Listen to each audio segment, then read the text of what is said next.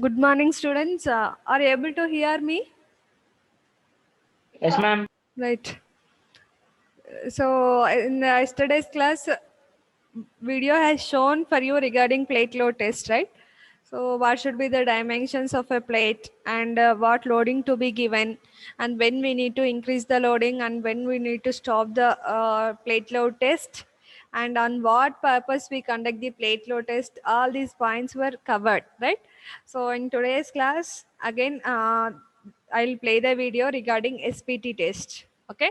So standard penetration test. See, the plate load test and SPT test I have explained you already through PPT in the first unit when we were in first unit. So because of that, I am playing the video. Okay, for different mode. Okay.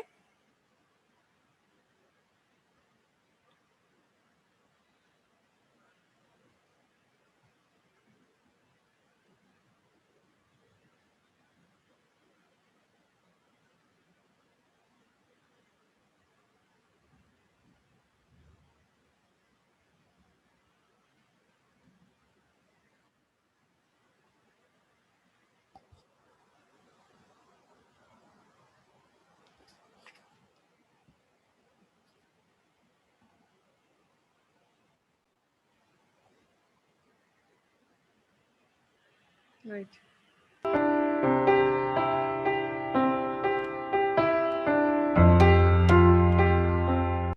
So students, are you able to see the screen? Right. So are you able to listen the voice from the video? Yes, Sound ma'am. from the video, right? So let me Yes, play ma'am. the video. So listen to the videos with the concentration. Okay. So you have to note down the things. It is waste of time if I just play the video if you did not note down anything in your notebooks. Okay. So it is your responsibility to maintain the class notebook, whatever it is, whether the PPT is shown or whether the video is shown for you. So it is your responsibility to note down. Okay. Then only you can pay the attention and you can understand something from the class.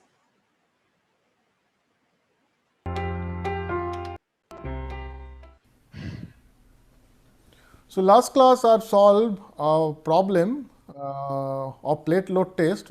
So and I determine the value of allowable bearing pressure or allowable bearing capacity of foundation based on the plate load test data. So now in this class I will discuss the others method by which we can determine the settlement of foundation resting on granular material. So the next method by which we can determine the settlement is based on the SPT value or standard penetration test value. So this is the IS code chart which we can use. So this chart is from IS 8009 part 1 1976.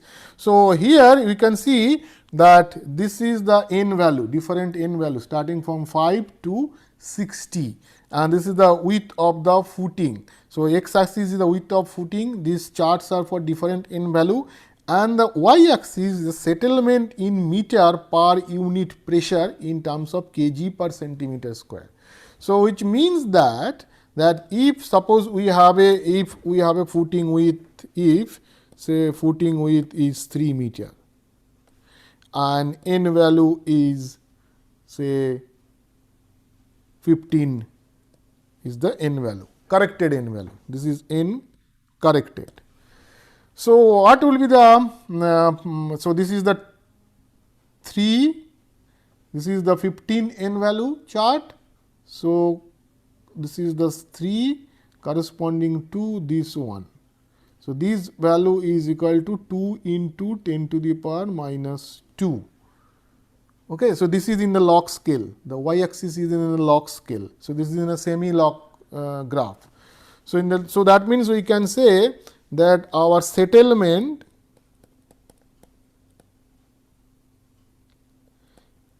will be equal to 2 into 10 to the power minus 2 meter per kg per centimeter square. Okay. So, it is in terms of, so if you multiply it is by 1000, so it will be 20 millimeter per kg per centimeter. So, this per kg per centimeter is the load intensity. So, now if you have if your say loading intensity of the foundation is 1 kg per centimeter square or 100 kilonewton per centimeter meter square, then your total settlement will be 20 millimeter. If the your loading intensity, suppose if the loading intensity is 2 kg per centimeter square or 200 kilonewton per meter square, then the settlement will be 20 into 2, 40 millimeter. So, this is where we can use this chart, and another thing is that here also I can use the water table effect. So, we can use this chart. Remember that here this is W dash, and again the actual settlement is settlement computed from SPT value divided by correction factor W dash. W dash is D by B, B is the width of the footing and D is measured from the base of the footing. So, similar to again if it is D is 0, D is 0, then this is 0.5. If D is 0, 0.5, just that means this chart is similar to other IS code value. That means if your water table is at the base of the footing or above, then it is 0.5, and then it varies at B. If it is at the distance B from the base of the footing, then it is 1. So, it is in between 0, 0.5 to 1. So, and this W dash we can calculate. So, even the water table effect calculation also, the actual settlement will be the settlement that we are calculating from the SPT value and then divided by the correction factor. So, suppose if it is the base of the footing, as per IS code this correction factor is 0.5. So, if your settlement that you are calculating from the SPT value is 20 millimeter and the water table is at the base of the footing, then it will be 20 divided by 0.5. So, it will be 40 millimeter because of the effect of the water table. So, this is the water table effect, that also you can incorporate it, and this is the we can use this chart to determine the settlement of the granular soil.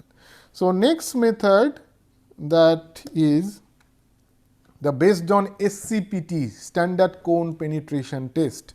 So, the method is proposed by the De Beer and Martins 1957 first. So, where we can use this SCPT data to determine the settlement also. Say here what we have to do, we have to divide the our total soil below the foundation in number of layers.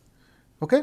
And then we such that the cone resistance of the SCPT cone resistance is more or less same on that layer, and then we calculate the compressibility coefficient C at the middle of each layer, and then we carry it out, and the effective burden overburden pressure at that means the cone resistance and the effective overburden pressure and the compressibility coefficient. So, compressibility coefficient, cone resistance and the effective overburden pressure we calculate as the middle of each layer, and then using this correlation or using this expression we can determine the H value. What is that? H is the thickness of each layer.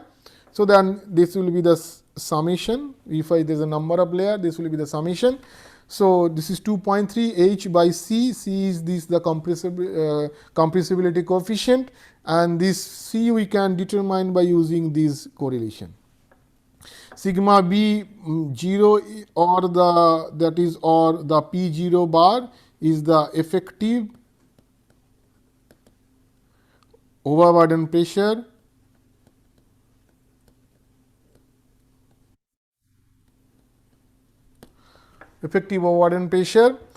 at the middle of each layer, and sigma or delta sigma is the increment of the vertical stress at the middle of each layer due to the application of the external load. So, this is sigma 0 bar is the effective overburden pressure, and del sigma or the del P is the increment of stress due to the external load. So, and then QC is the cone resistance that we will get from the SCPT value.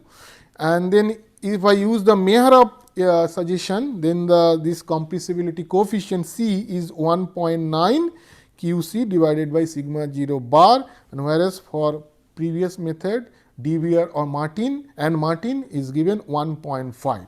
So, this is the, as I was talking about, this is the these lines are the our QC variation of a particular soil, and then we are divided it number of layers, so that the average value is more or less same for all the layers. So, we are taking the average value where the variation is almost same. So, for all the layer I am taking the average value. So, this is the actual cone resistance and then the average cone resistance that we are taking for each layer. So, this is the, and then we use these methods. And then the next one is the semi empirical method.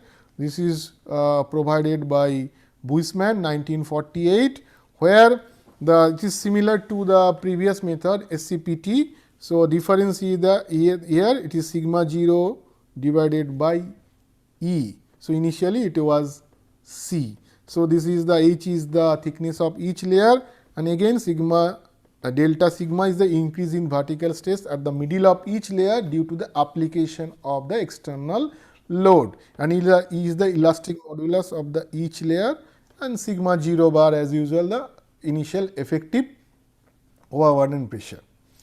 So, now if I summarize all the settlement calculations method that till now we have discussed, that if I categorize it for the clay and for the sand. So, immediate settlement I can calculate for the clay by using these expression, that immediate settlement calculation, and the consolidation settlement I can use these expression or these expression depending upon the availability of the parameter. This is for the clay. But for the settlement calculation for granular soil or the sandy soil, where all the settlement are immediate settlement, we can use these 4 method depending upon the availability of the values. So, we can use the plate load test, we can use the SPT chart, we can use the SCPT value, we can use the semi empirical method. So, this is the expression for the semi empirical method. Here also this is the summation, and this is for C value calculation. Either we can use the DBR and Martin's approach, or we can use the Mehrab approach. So, so either these two we can approach, these two approach we can use. So, these are the total summary of these methods. So, now first I will solve a problem where I will calculate the settlement immediate and the consolidation settlement of a foundation, of a wrap foundation resting on a clay. So, the problem definition is that the example problem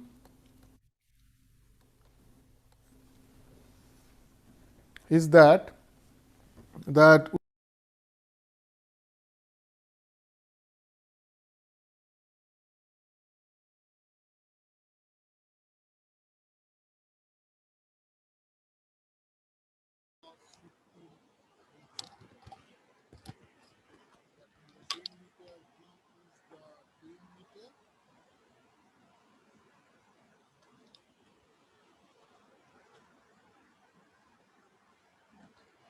So, students, as our syllabus is concerned, okay, so designing procedure of foundations is not given in our syllabus.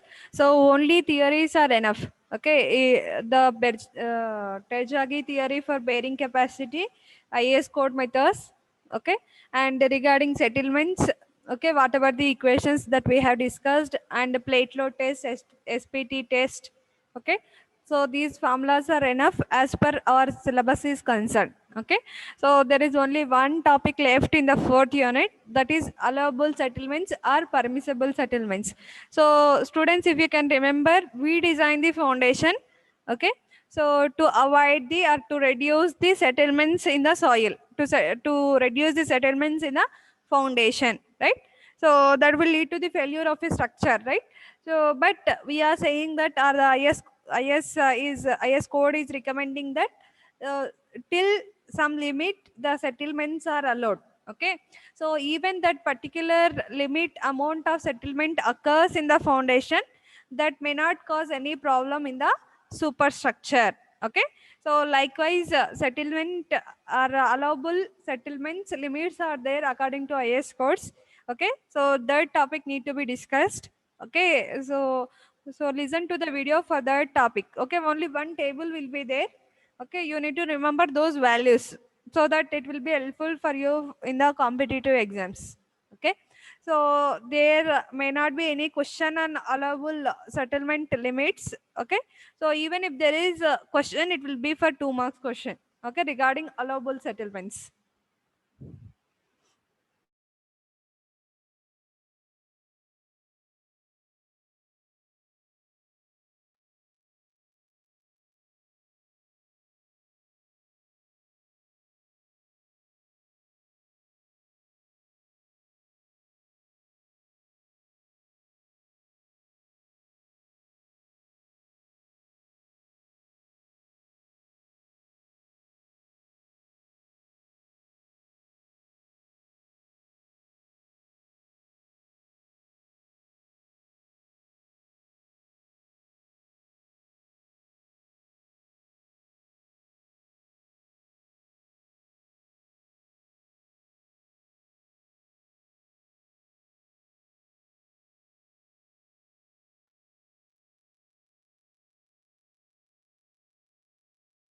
Now, we are talking about that, we are talking about. So now video will be shown for you on the topic allowable settlements are permissible values of settlements. Okay, in different types of soils. Okay, try to understand the table and try to remember these maximum settlement values at least. Okay, so these differential settlement values, if you remember it is okay, but not compulsory that you should remember these values, but first column is important to remember. Okay,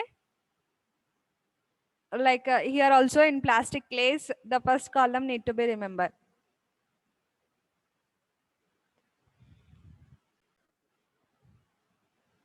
So that means now we have discussed the bearing capacity and we have discussed the settlement, and then we are talking about the permissible settlement. Permissible settlement, what is permissible settlement? So permissible settlement, that in different codes as given what would be the permissible, that means your settlement will be maximum for a particular foundation. So you cannot design your foundation more than this value of settlement. So that means you have to restrict your foundation settlement within that limit. So that is the permissible settlement. So here, as I mentioned, that we are basically in the first class of the settlement, that we have total settlement, we have differential settlement or the angular distortion, and we have the tilt. So tilt, that if the total building is settled, so that generally is not given in this chart.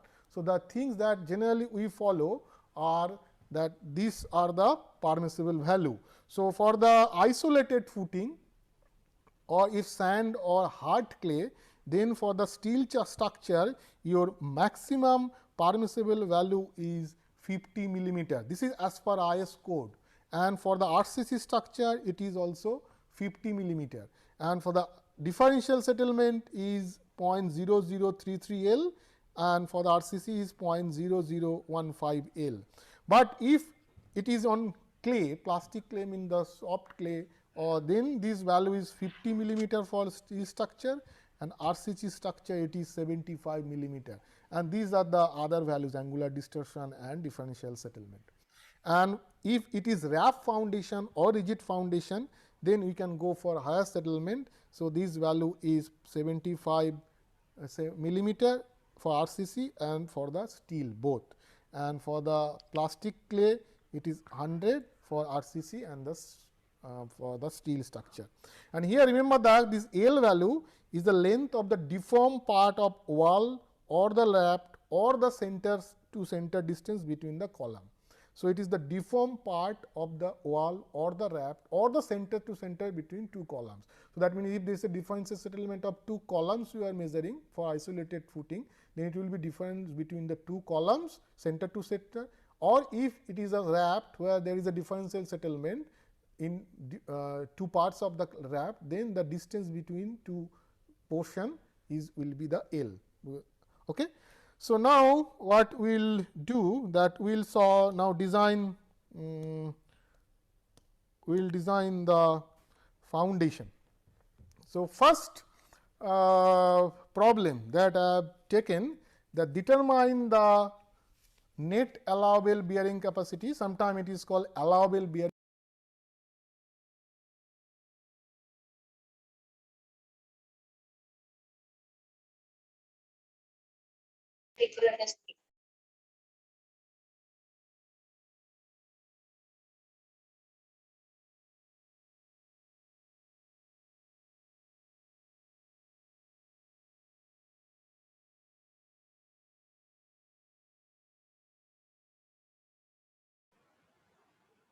So those are the see it was mentioned for you already, settlement undergoes in the different ways. So it might be the vertical settlement or differential settlement or angle discharge and also or tilting of the building. Okay, so students, those were the permissible limits. So if you have seen or if you have observed the table, okay, so the plastic clays, okay, whenever you are designing a foundation on the plastic clay soils, okay, so normally the clay soils will undergo settlement in the larger way. Okay, so that is why these limits were mentioned mostly for clays. Okay, so if you have seen, if you have observed that, okay, plastic clays, the limit has given, it has been extended to 100 mm. Okay, so for remaining hard clays, okay, if you have seen, it was for 50 mm or 75 mm, it was between, right? So but for plastic clays it was to the 100 mm also. Okay, so those are the limit, permissible limit. See, your building can undergo settlement of though that much amount of mm. Okay, so beyond that it is not permitted. Okay, that is the intention of giving those values. Okay, so I'll show you problem now on the PPT. Solve the problem and you have to show me the your solution, right? I'll show you the problem now.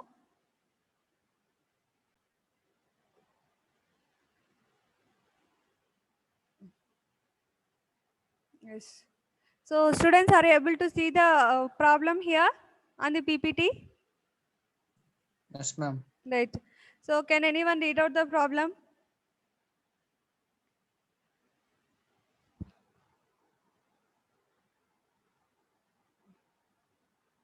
Anyone in the class can read out the problem?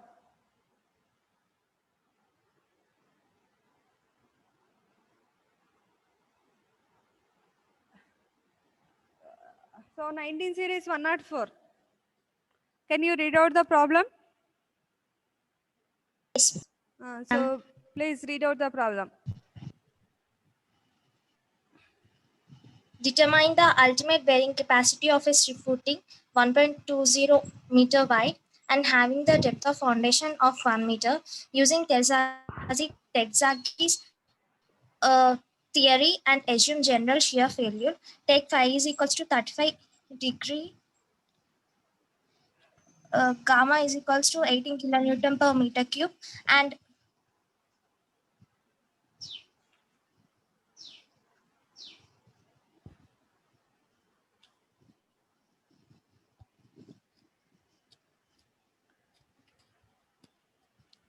Yes. Tell me, continue the reading out the problem. 104. So C is given to be 15 kilonewton per meter square. Okay. So I don't think that you have written the notes when I was playing the video. The bearing capacity equation, okay, which is given by Terjagi is QU for ultimate bearing capacity. Ultimate bearing capacity you need to calculate. So bearing capacity is represented with Q, ultimate U. Okay, the equation is looking like this. CNC plus gamma DF NQ plus 0.5 gamma B N gamma. Okay, so C is cohesion intercept that is given in the question. Okay, and gamma is the unit weight of the soil that is given in the question. Okay, and what else is given? 1.2 meter wide. So B equal to 1.2 meters. Okay, so what are the things that you need to calculate now? And depth of foundation, df is 1 meter. Okay, df is given, b is given, and what else you require now? What are the values are not given in the question? Yes, can anyone tell me what are the values that you have not given? C is given, gamma is given, df is given, right? B is given. What are the values that you have required still?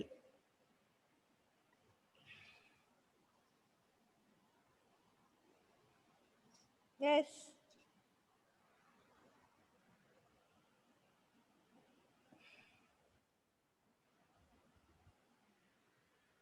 Tell me. So I'll pick one person. So if you are not answering by your own, so it is that I need to pick up, right? 140. Tosif. 140, rule number 140. What are the values that you have not given in the problem?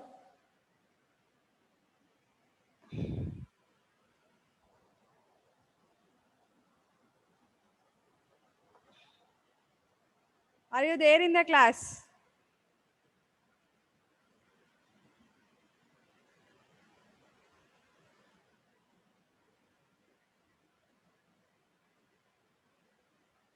So 159. Rule number 159.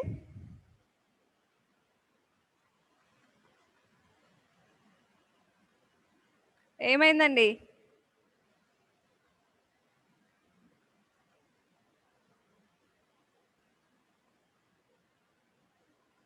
Rule number 120.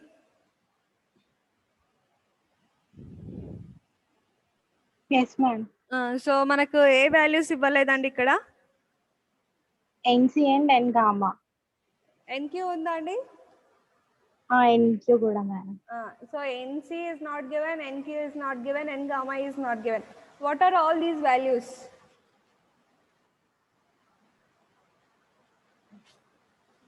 ఈ వాల్యూస్ని ఏమంటామండి together? What we call these values to be? Rajesh చెప్తారా? NC Nq N gamma అంటే ఏంటో చెప్తారా? So at that time itself I said you that this is an important formula. Yes, Rajesh ఏంటండి ఈ values? ఏది మేడం? ఏ value madam? Nc Nq N gamma అంటే ఏంటండి? ఏమంటారు? What is the name for these values?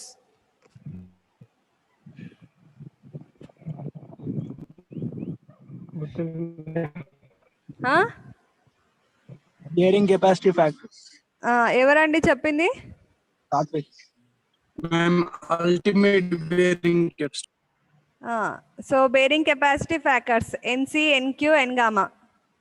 Okay, so according to the 5 values. See, మనకు equation లో చూసినట్టయితే if you have observe the equation there is no 5 that is mentioned in the equation, but still 5 value is mentioned in the question because with the reference of 5 value, okay, from the table you need to get the values of NC, NQ, N gamma. Okay, so please note down NC value. So with the reference of phi equal to 35 degrees, I'll tell you the values. Okay, NC value is 57.8. NC value, take it to be 57. Okay, 57.8. NQ value 41.4.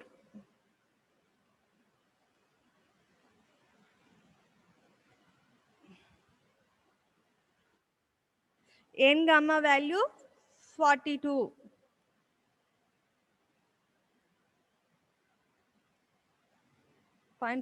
So once remember students, these are called as bearing capacity factors because bearing capacity of a soil depends or derived from these factors like cohesion, surcharge and unit weight of soil. So these factors are responsible for the bearing capacity. Okay. So that is why these are named as bearing capacity factors. Okay. NC 57.8, NQ 41.4, N gamma 42.4. So calculate and tell me what is QU, how much you will get. QU, bearing capacity. 2070 kilonewton per meter square. Yes. 20. Is that you calculated and are you looking at the textbook? Answering. Calculated, ma'am. Okay, if you are calculated, good.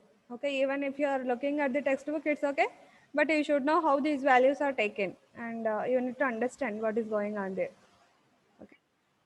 So as it is bearing capacity, see, remember these things also. Bearing capacity is nothing but a pressure. Okay, it can be gross pressure or it can be net pressure, but it is a pressure. Okay, so as it is pressure, the unit will be kilonewton per meter square. Okay, so is that everyone has got the same value or different value? Yes, is there anyone? 2065.8. 2065 point. మీరు ఏదైనా value అటు ఇటు తీసుకొని ఉంటారు, అప్రాక్సిమేట్గా తీసుకొని ఉంటారండి.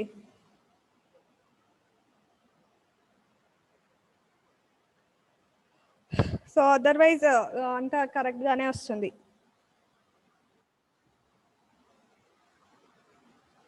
So ఇక్కడ 0.5తో మల్టిప్లై చేయాలి.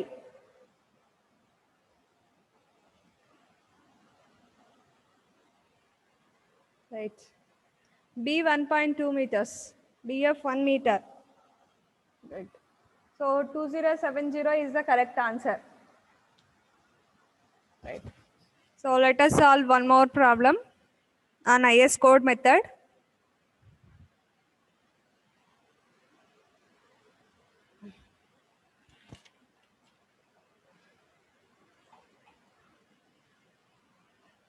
Right. So can anyone read out the problem? Yes.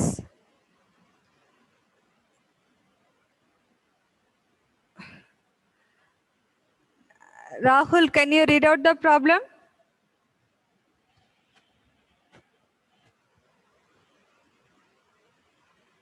Yes. Are you there in the class, Rahul?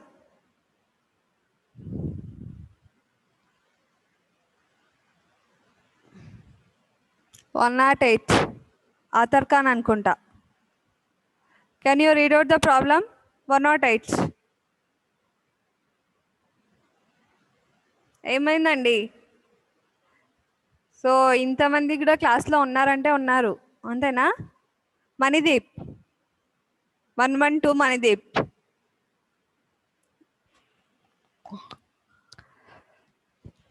Yes.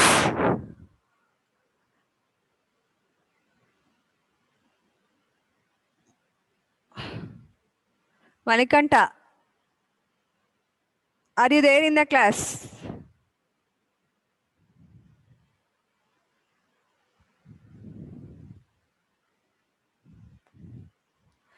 అసలు క్లాస్లో ఎవరెవరు ఉన్నారండి ఇంతకీ? ఉన్నా లేనట్టేనా అందరూ? Just for the sake of అటెండెన్సా? 5 to 6 మెంబర్స్ని పిలిచా. No one has responded. Right. So Pushpita, can you read out the problem?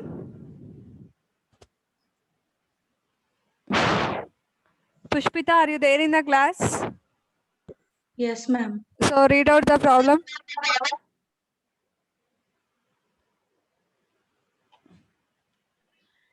A floating 2-meter square is laid at a depth of 1.3 meters below the ground surface.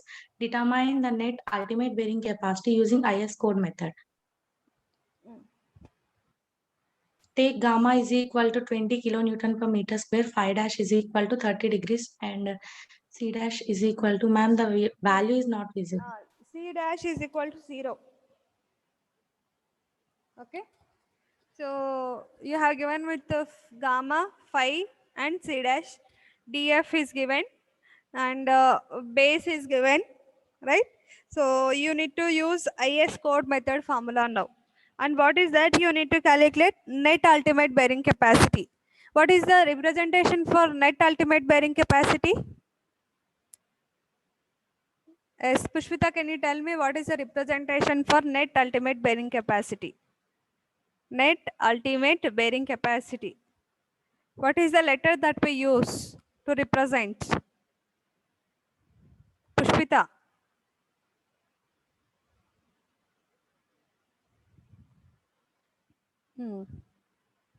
Yes, ma'am. Net ultimate bearing capacity ki representation cheppandi. How do we represent it? Bearing capacity A letter తో represent చేస్తామండి? ఇంతకు ముందే చెప్పాను last ప్రాబ్లంలో కూడా. Aditya will answer me, I think. Aditya, are you there in the class? B, ma'am. Bearing కెపాసిటీని బీతో represent చేస్తామా? Aditya,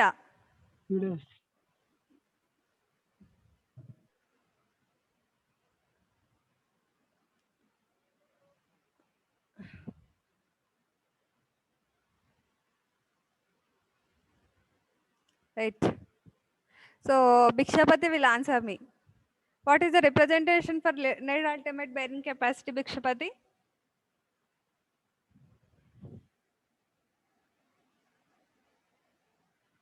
Yes. Are you there in the class?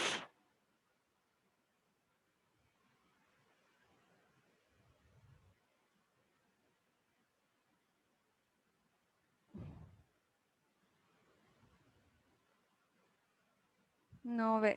No use. Ma'am, Ah. Q subscript U. So Satvik is the only person who is listening to the class, Andy. So bearing capacity. See, listen all of you. It is waste of time if you don't know the representation of bearing capacity in the 4th unit. Okay. Bearing capacity is represented with the letter Q.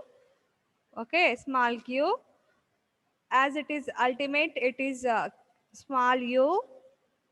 Net ultimate kabatti N. Okay. Q subscript NU. Okay. This is what you need to find out.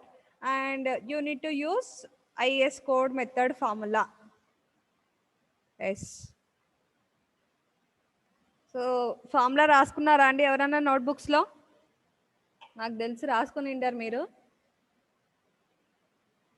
So see, it is given by the VESIC. Okay, the same formula which is given by the VESIC is followed in the IS code method. Okay, so this is the formula which is given by the IS code method. Okay, so you substitute the values in this equation. Okay, to get the QNU. Okay, and I know that only C is given, B is given, and gamma is given, right? So remaining all the things you need to calculate. Okay, so for remaining values you need to refer the tables. Okay, so whatever the letters are there in the equation, it might be SC, SQ, S gamma. These are called as shape factors. Okay, so regarding shape, it was mentioned in the question, it is a square. Okay, so note down the values. SC value is 1.3, SC is 1.3, SQ is 1.2, SQ is 1.2, S gamma is 0.8. S gamma is 0.8. Okay. Right. Now note down the values of NC, NQ and N gamma, bearing capacity factors. Okay, so I am telling you NC value, consider it to be 30.14, NC value 30.14, NQ value 18.4, NQ 18.4, N gamma 22.4, N gamma 22.4. Okay, so ఎవరికన్నా ఏ value అన్నా కావాలంటే 6 వాల్యూస్లో SC చెప్పాను, SQ చెప్పాను, yes gamma చెప్పాను. And in bearing capacity factors NC, NQ, N gamma was said. Okay, if you need any value out of this, you can ask me. I'll repeat the value. Right.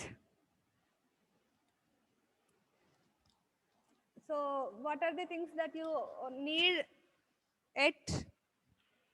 Yes, what are the unknowns still in the equation? Follow the class. If you are in the class, it is not enough. You need to follow the class.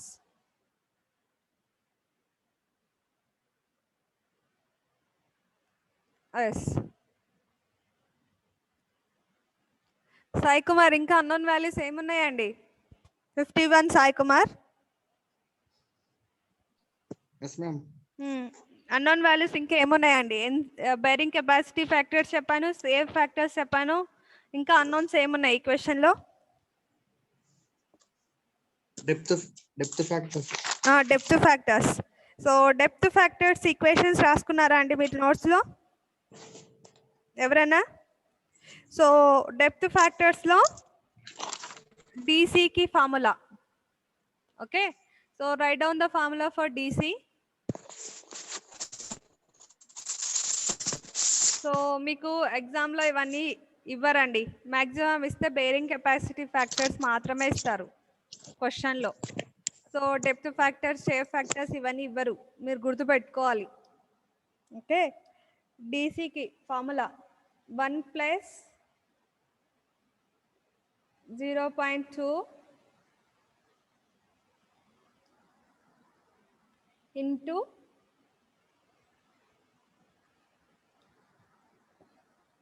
dF by B.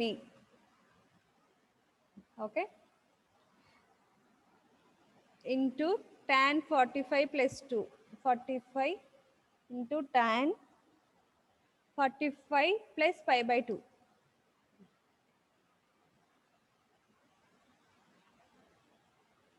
(45 + pi/2).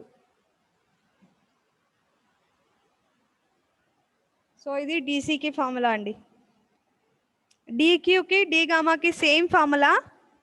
So change వచ్చేసి ఇక్కడ 0.2కి బదులుగా 0.1 తీసుకోవాలి.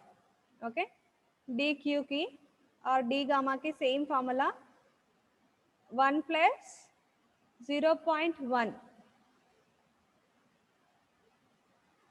Okay, so remaining formula అంతా common, dF by B, tan 45 + /2, మిగతా formula అంతా common. Okay, so first Dc, Dq, D gamma values calculate చేసి చెప్పండి.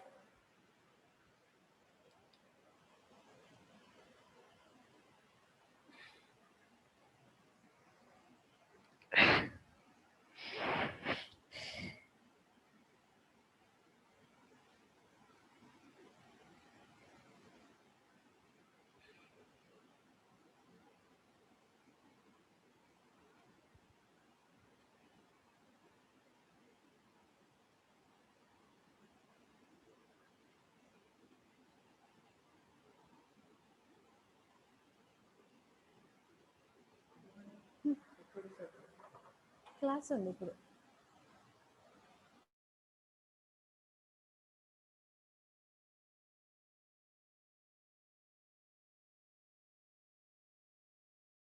So students calculate these values, DC, DQ values from the given formula.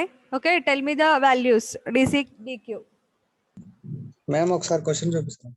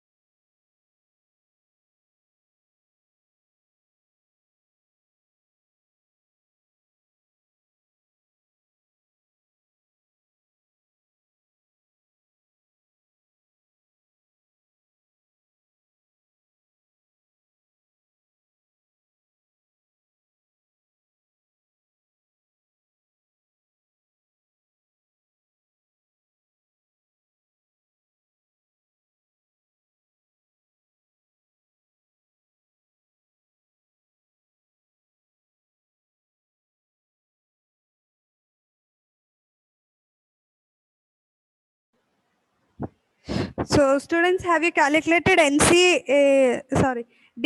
D gamma, DQ values? Have you calculated? S, DC, DQ, D gamma values. How much you got? DC value to be? Anyone in the class? DC value 1.22, okay, 1.23 you can take DC value. DQ value 1.11, okay, right. So whatever you got is correct, Satvik. DC 1.23, DQ 1.11, okay. And what about W dash? How much will you take? W dash, you need to take it to be 1 because there is no discussion of water table. Okay. W dash, you can take it to be 1. And what about inclination factors? So in the equation, if you see IC, IQ, I gamma values are there. So how much will you take?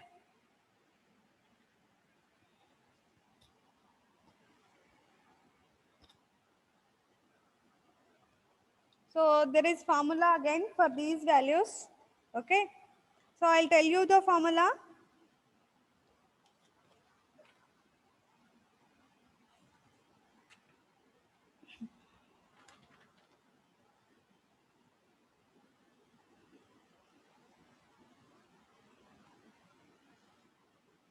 Right. So I tell you the formula for IC, okay. So for IC,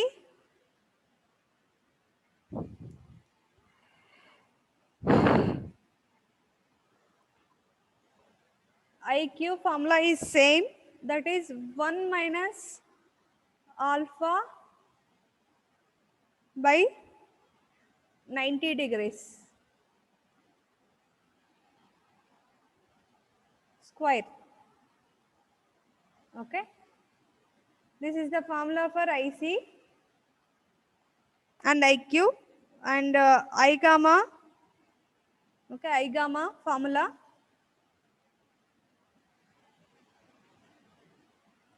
One minus alpha by 5 square. So calculate these values and substitute these values in the equation so that you will get QNU.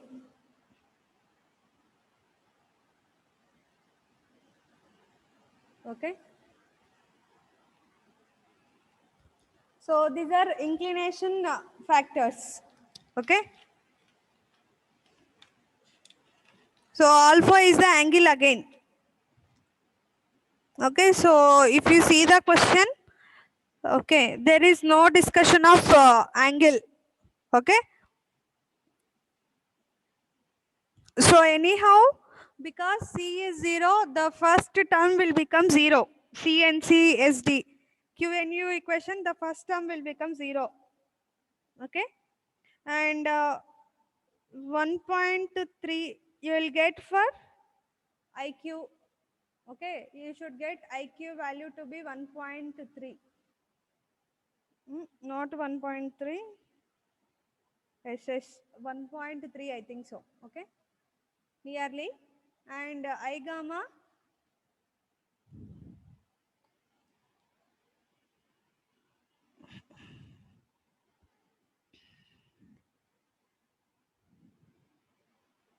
you should get I gamma to be nearly 2. Okay.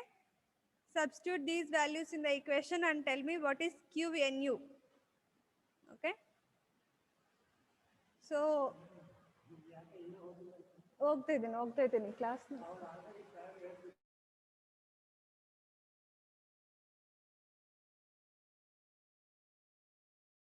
So students, just calculate and tell me what is QNU in the next class.